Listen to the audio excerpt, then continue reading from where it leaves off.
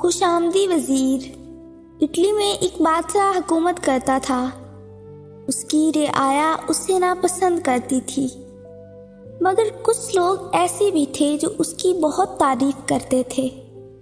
اس بادشاہ کا ایک خوش آمدی وزیر تھا۔ وہ دن رات بادشاہ کی جھوٹی تعریفیں کرتا۔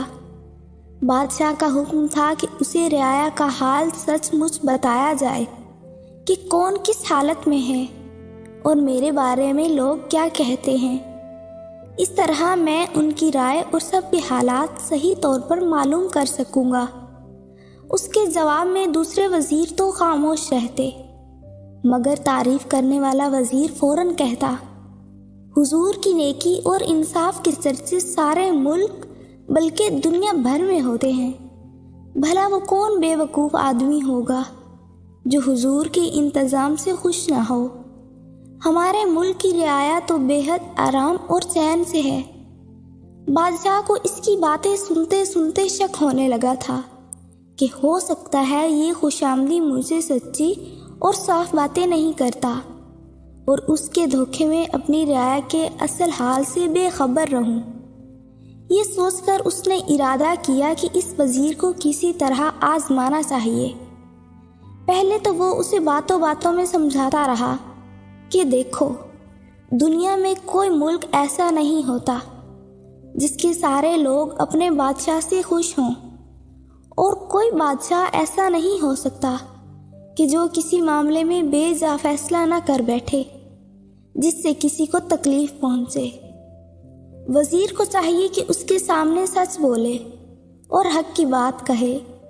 میں چاہتا ہوں کہ تم نڈر ہو کر میرے سامنے رعایا کا حال، ان کے خیالات اور میرے انتظام کی صحیح حالت مجھے بتا دیا کرو، تاکہ میں سب لوگوں کی اچھی طرح دیکھ بھال کر سکوں۔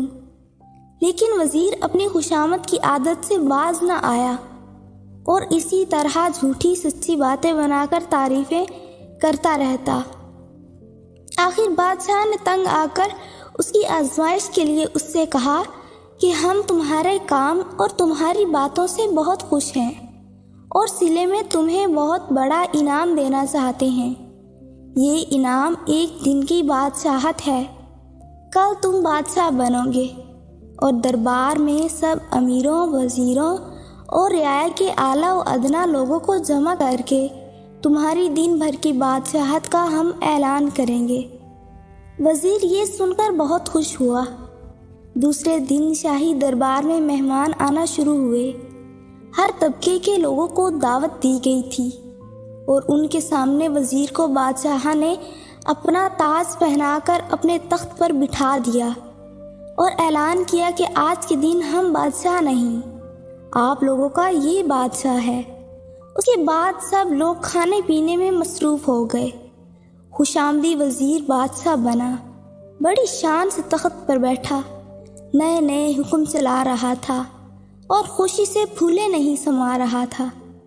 اصلی بادشاہ ایک دن کے نقلی بادشاہ کے پاس چپ چاپ بیٹھا تھا۔ اتنے میں ایک دن کے بادشاہ کی نظر جو اچانک اٹھی تو وہ ایک دم خوف سے کانپنے لگا۔ اصلی بادشاہ اس کی یہ حالت دیکھ کر مسکراتا رہا۔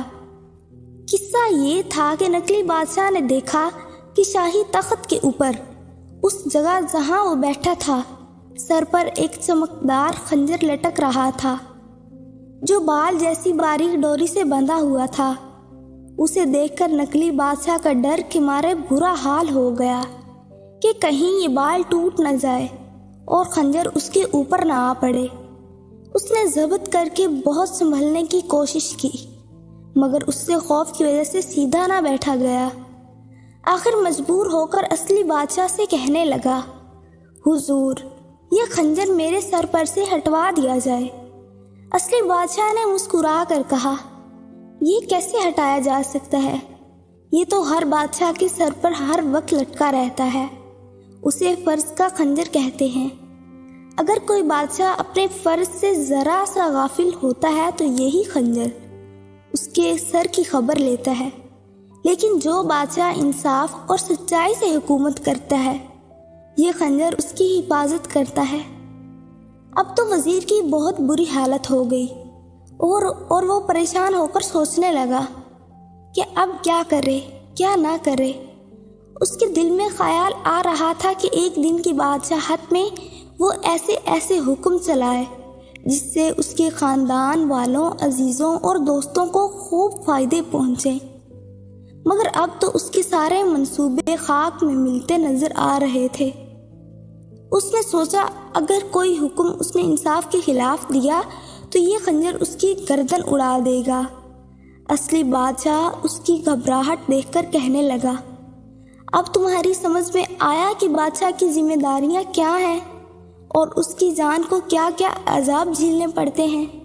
یہ تخت آرام اور من مانی کے لیے نہیں ہے۔ رعایا کا حال اور ملکی انتظام کے بارے میں صحیح حالات بتاؤ۔ خوشامدی وزیر اپنے بادشاہ کی جھوٹی تعریف کر کے ملک اور بادشاہ اور رعایا کی بھلائی نہیں کرتے اور خود اپنے بھی خیر خواہ نہیں ہوتے، بلکہ وہ اپنے بادشاہ کو اس چمکدار خنجر کی ضد میں لاتے ہیں۔